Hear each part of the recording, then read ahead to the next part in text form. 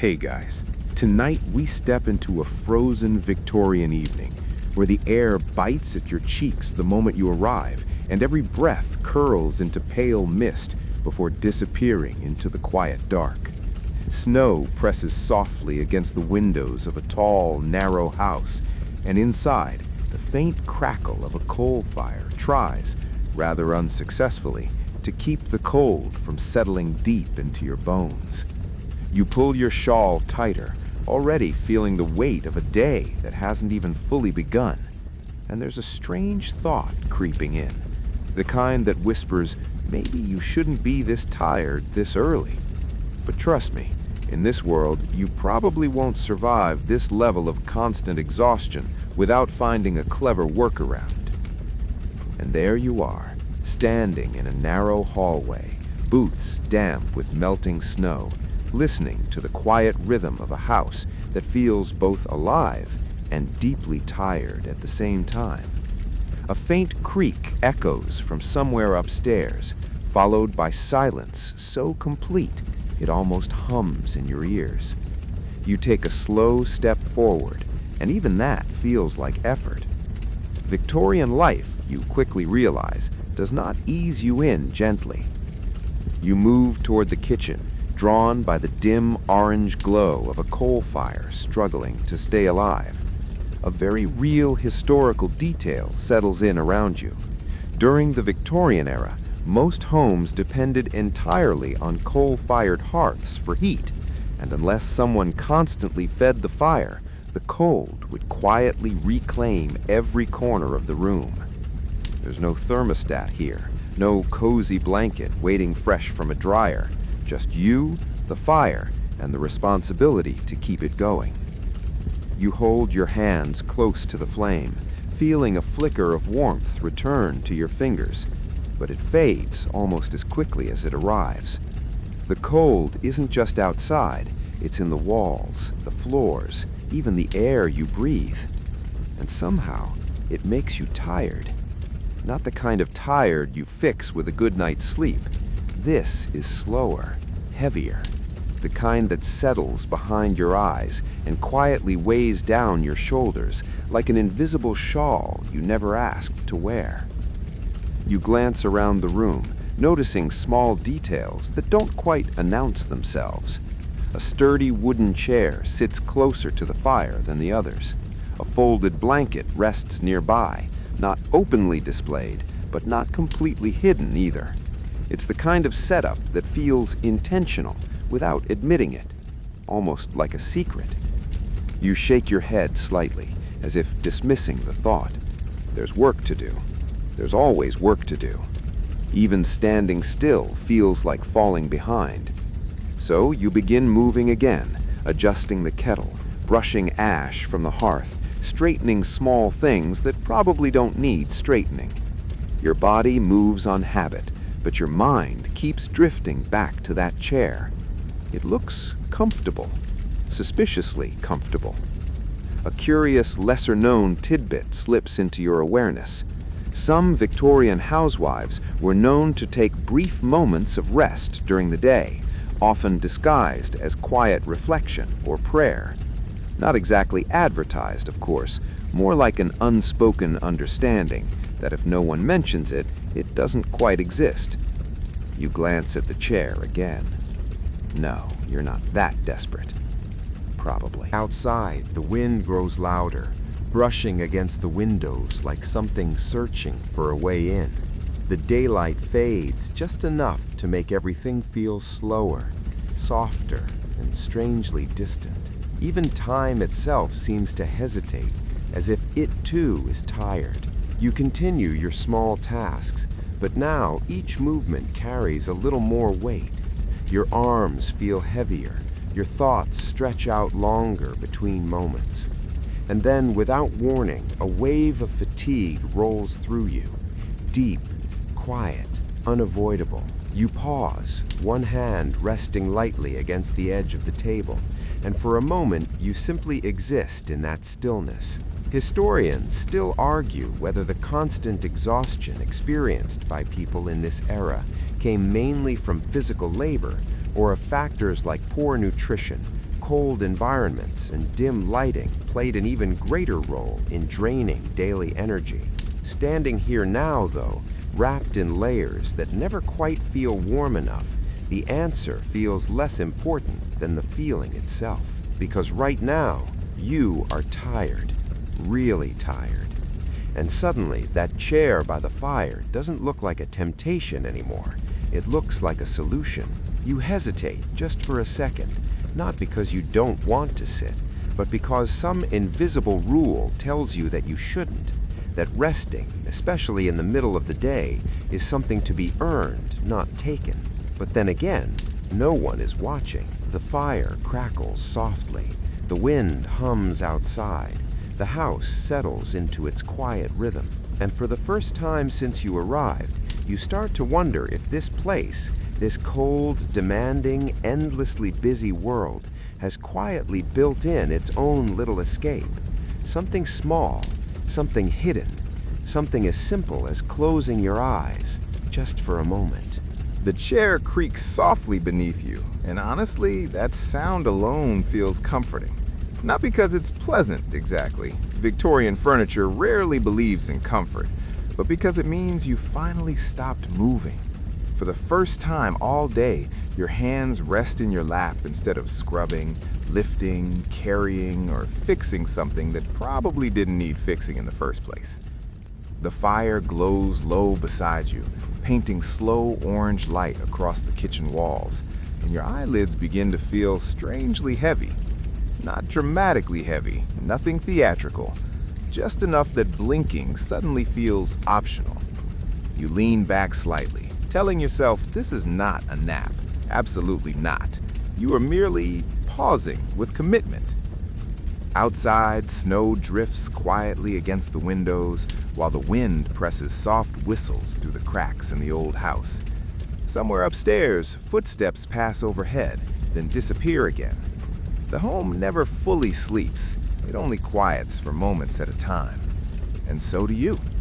Your body loosens inch by inch, tension slowly leaving your shoulders like warmth escaping through an open door. The exhaustion isn't surprising anymore. In fact, it feels built into the rhythm of the day itself.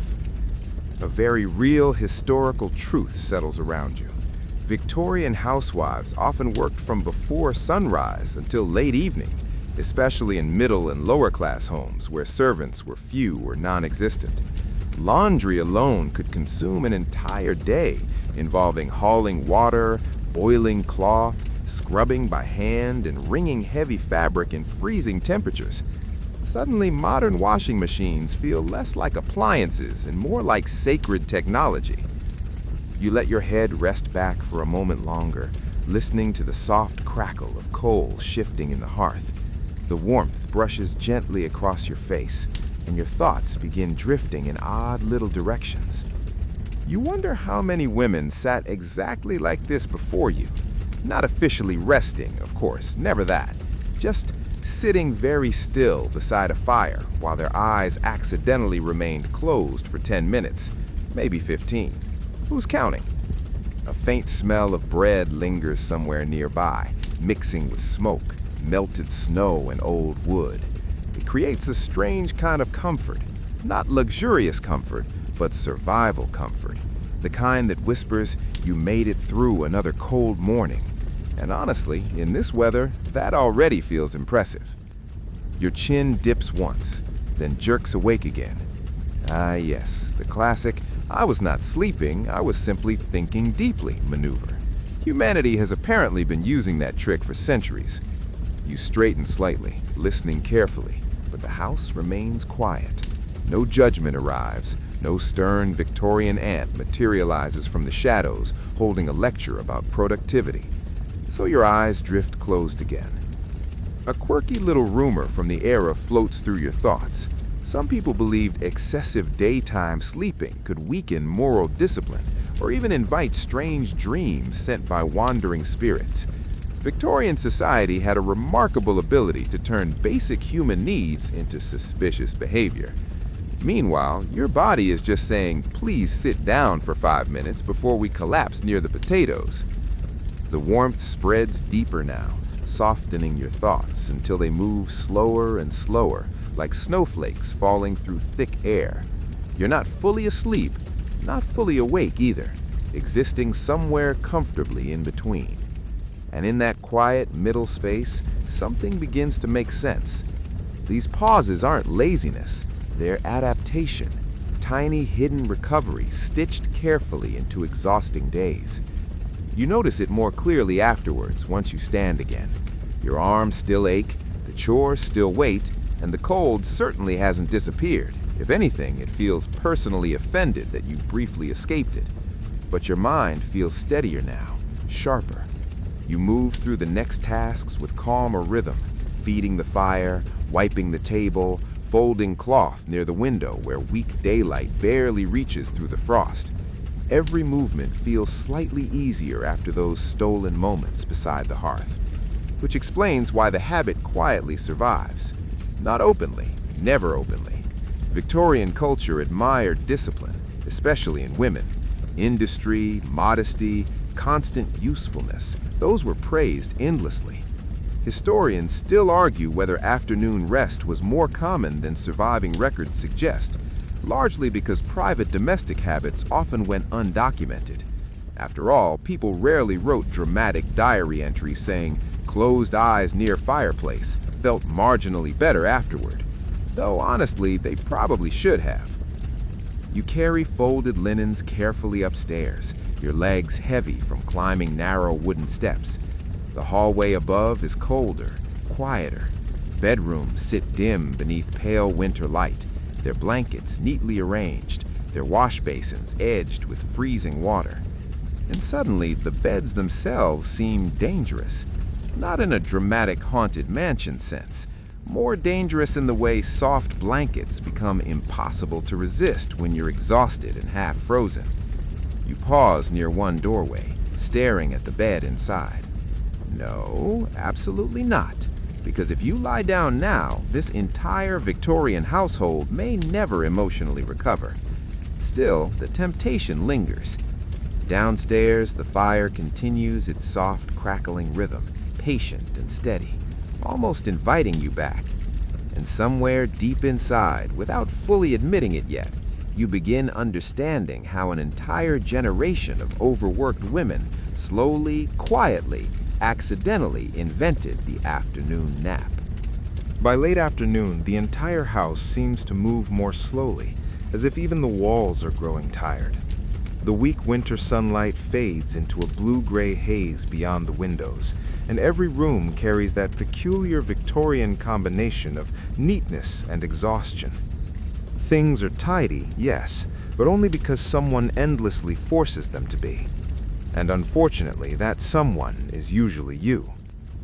You return downstairs with careful steps, one hand brushing along the wallpapered wall for balance.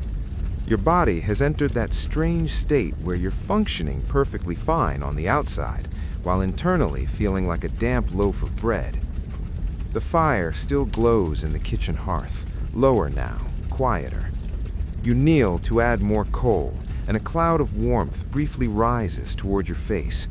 It smells earthy and smoky, thick enough to settle into your clothes for days. A mainstream historical fact drifts gently into your thoughts.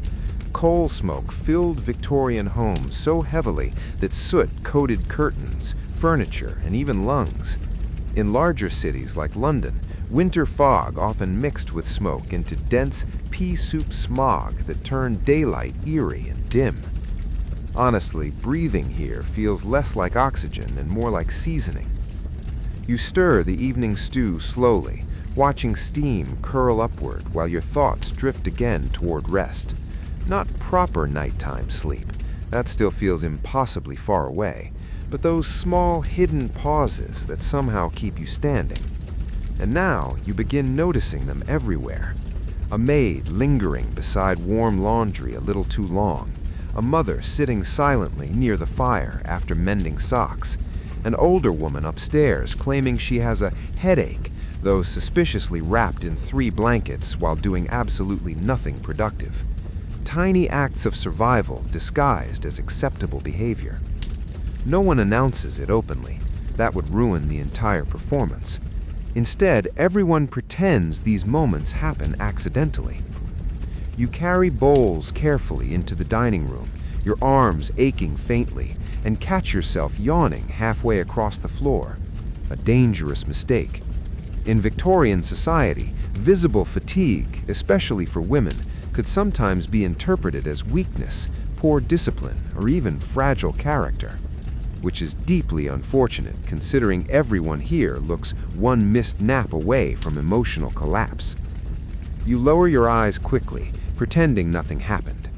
The meal passes quietly except for the soft clink of spoons and distant wind scratching against the windows.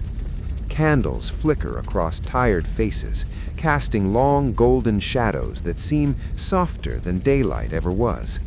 And slowly, the rhythm of the evening changes. Work continues, of course.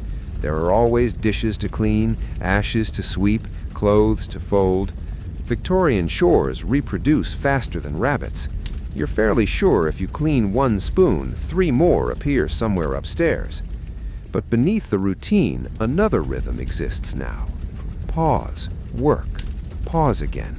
A hidden pattern. You begin using it instinctively. While waiting for water to boil, you lean gently against the counter and close your eyes for several seconds. While sewing near candlelight, your hands stop moving briefly while your breathing slows. Once, sitting near the hearth, you drift so deeply into stillness that you nearly forget where you are. Only the sudden crack of coal shifting awake startles you back. You blink rapidly, glancing around. No one noticed, or perhaps they did notice and simply understood.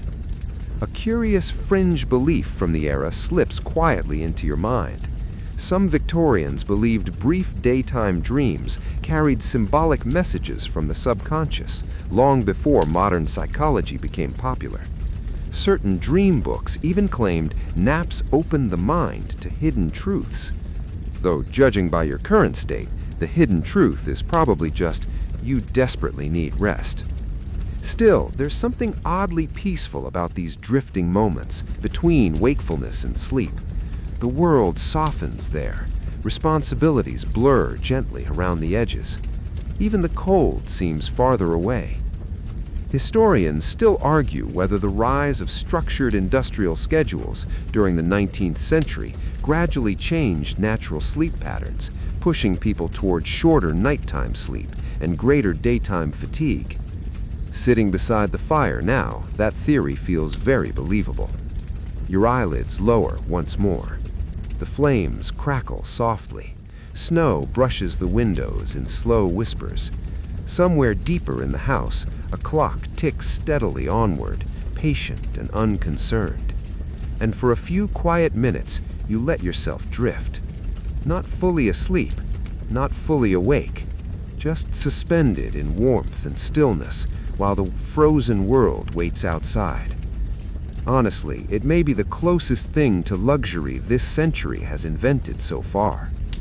The firelight flickers across the room, golden and low, and you realize something important. These women, the ones carrying entire households on tired shoulders, didn't invent the afternoon nap because they were lazy. They invented it because without those secret little moments of rest, the endless winter of Victorian life would simply swallow them whole. And as your breathing slows beside the hearth, you begin understanding why that quiet habit refused to disappear. Night settles fully over the house now, wrapping the windows in darkness so thick the outside world almost disappears. The snow continues falling in soft silence, covering roads, rooftops, fences, smoothing the entire landscape into something dreamlike and distant. Inside, candlelight flickers against the walls, while shadows stretch long across the floorboards. The house grows quieter with each passing hour, though never completely still. Victorian homes always seem to sigh and creak like old ships floating through cold seas. And somehow, despite the late hour, there is still work to do. You stand at the kitchen table, folding linens warmed near the fire, your fingers moving automatically while your thoughts drift elsewhere. The exhaustion has changed now. Earlier, it felt sharp and heavy. Now it feels softer, deeper, like sinking slowly into thick water. The strange thing is, you've started planning around it. Without fully noticing, you've begun arranging tasks according to moments when you might briefly rest afterward. Carry water first, then sit by the hearth. Finish sewing, then close your eyes for 2 minutes. Sweep ash, then pause near the warm kettle. Tiny rewards, tiny survivals. And apparently, you are not alone. You notice the older women of the household doing the same thing with almost professional skill. One disappears upstairs to check blankets for suspiciously long periods. Another sits near candlelight with her eyes closed while holding a book she clearly stopped reading 10 minutes ago. It's practically an underground movement at this point. A mainstream historical reality settles gently into place. During the Victorian era, women were expected to maintain homes with constant efficiency and composure, especially under the cultural ideal known as the angel in the house. Housewives were praised for endless patience, self-sacrifice, and tireless domestic management, which sounds noble until you realize it basically translates to, please function like a very polite machine. No wonder everyone secretly naps. You carry folded linens upstairs once more, careful not to disturb anyone already asleep. The hallway feels colder than before, the candle in your hand casting weak golden circles along faded wallpaper. Every room seems wrapped in silence, and yet beneath that silence lives fatigue. You can almost feel it lingering in the mattresses, tucked into blankets, resting inside tired bones. The cold certainly doesn't help. Victorian winters were brutal, especially before modern insulation. Ice sometimes formed inside bedroom windows overnight. Some families even slept wearing coats, hats, and gloves beneath heavy quilts. Honestly, bedtime here feels less cozy and more like preparing for a mildly organized survival expedition. You pause near a window, looking out into the snowy dark. The moon hangs pale behind clouds, turning the world silver blue. Everything outside appears calm, untouched. Inside your body, however, there's a tiny rebellion happening. Your eyes ache, your back protests, and somewhere deep in your mind, a very persuasive voice keeps whispering, "Sit down immediately before we simply become part of the furniture." So you do, just briefly. There's a small chair at the end of the hallway, positioned beside a narrow table holding a candle stub and folded cloth. You lower yourself carefully into it, exhaling slowly as warmth from downstairs barely reaches this far corner of the house. Your entire body relaxes at once. Honestly, it's almost emotional. You lean your head back against the wall, listening to the distant sounds below, the faint clatter of dishes, soft crackling from the hearth, footsteps fading somewhere far away. Then stillness. A quirky belief from the Victorian period drifts through your thoughts. Some people believed sleeping at unusual hours left the soul vulnerable to wandering influences or strange spiritual energies. The 19th century had a deep fascination with seances, ghost stories, and mysterious dream states. Meanwhile, you're just trying to not fall asleep sitting upright like a decorative scarecrow. Your breathing slows naturally. The candle flickers, and slowly, gently, your thoughts begin floating apart like snowflakes disappearing into darkness. Historians still argue whether Victorian society publicly condemned daytime rest more harshly than people privately practiced it. Diaries and household accounts hint that hidden naps were far more common than etiquette books admitted, which feels extremely believable right now, because despite all the rules about discipline and productivity, human bodies remain stubbornly human. Cold tires you, Repetition tires you, endless labor tires you, and eventually, no matter how proper society tries to appear, exhaustion always negotiates its little moments of mercy. Your eyes drift closed again, not fully sleeping, just resting in that quiet middle space where the world softens around the edges. The house settles gently around you, safe and dim. Snow continues falling outside in endless silence. Somewhere downstairs, the fire crackles patiently, waiting for morning to begin the entire cycle again. And sitting here in the fading candlelight, wrapped in cold shadows and fragile warmth, you finally understand something important. The Victorian afternoon nap was never really about sleep. It was about endurance. Morning arrives slowly, almost reluctantly, as pale winter light slips through the frost-covered windows and settles across the quiet house. The storm outside has softened during the night, leaving the world buried beneath smooth white snow that reflects the weak dawn like silver dust. You wake before fully realizing you've slept. Not in a bed, not properly. Still sitting in the hallway chair, wrapped in cold air and fading candle scent, your neck slightly stiff in the deeply universal posture of someone who absolutely did not mean to fall asleep there. Honestly, humanity may advance forever, but accidentally sleeping in chairs appears eternal. For a few seconds, you simply sit still, listening. The house breathes around you. Pipes creak faintly. Wind brushes softly against the walls. Somewhere downstairs, someone has already begun feeding the fire, and the familiar crackle rises gently through the floorboards. The day is beginning again. And strangely, you feel better. Not fully rested, of course.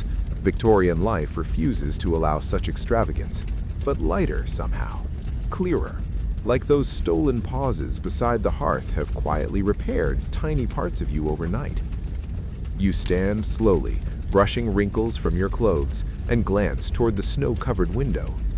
The frozen world outside looks almost peaceful now, softened by morning light. It's funny how quickly human beings adapt. A few days ago, you would have considered daytime sleeping lazy, unnecessary, maybe even embarrassing. But now you understand the truth hidden beneath all those strict Victorian rules. Rest was never weakness. It was survival disguised as stillness. Downstairs, the kitchen slowly fills with warmth again. The hearth glows brighter than yesterday, and steam curls upward from a kettle beginning its endless daily duty.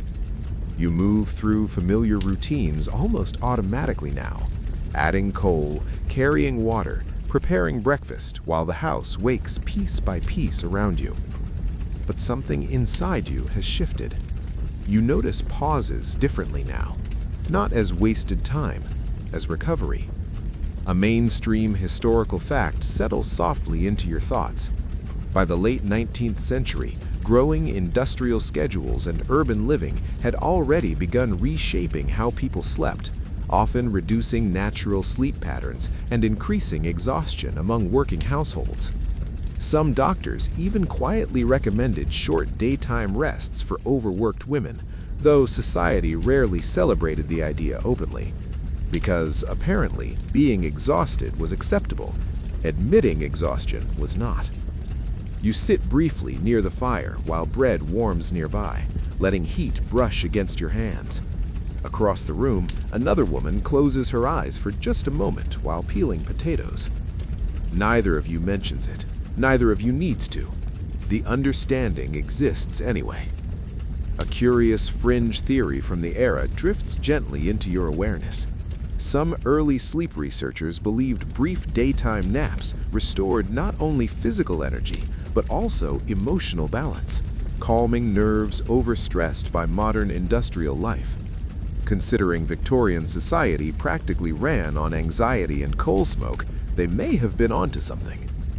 You glance toward the softly falling snow outside and breathe slowly.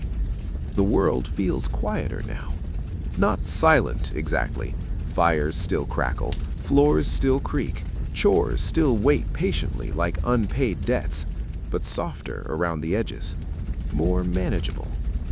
Historians still argue whether the Victorian afternoon nap truly began as a widespread social habit or simply emerged naturally wherever exhaustion became unavoidable. But sitting here now, watching pale winter light flicker across old wooden floors, the answer feels almost irrelevant. Because of course people rested. Of course they closed their eyes beside warm fires after endless labor. Of course tired human beings quietly invented small mercies for themselves. And somehow those little hidden moments survived long after the Victorian world faded away. Even now, centuries later, people still drift toward couches in the afternoon, still close their eyes after difficult mornings, still feel comfort in blankets, warmth, quiet rooms, soft rain against windows. The details changed. The need never did. The fire beside you settles into a low, steady glow, its warmth spreading gently through the room while snow continues falling beyond the glass. Your breathing slows naturally with the rhythm of the quiet house, and as the morning stretches softly onward, the story itself begins to feel distant now, less like history, more like memory. The cold fades first, then the tiredness, then even the sound of the wind seems to drift farther away, leaving only warmth, softness, and the steady comfort of resting safely while winter moves quietly outside. Your eyes grow heavier, the firelight blurs gently gold, and somewhere deep inside that peaceful stillness, you carry one final understanding with you. Sometimes, survival is not loud or dramatic. Sometimes it is simply allowing yourself to pause, to breathe, to rest. And little by little, the frozen Victorian night melts softly into silence. If you enjoyed this calm journey through history and you'd like more relaxing stories like this one, don't forget to like the video and subscribe for more. Sleep comes easier now. The house is warm. The storm has passed, and there is nothing left to do except close your eyes for a little while longer and drift gently into the quiet.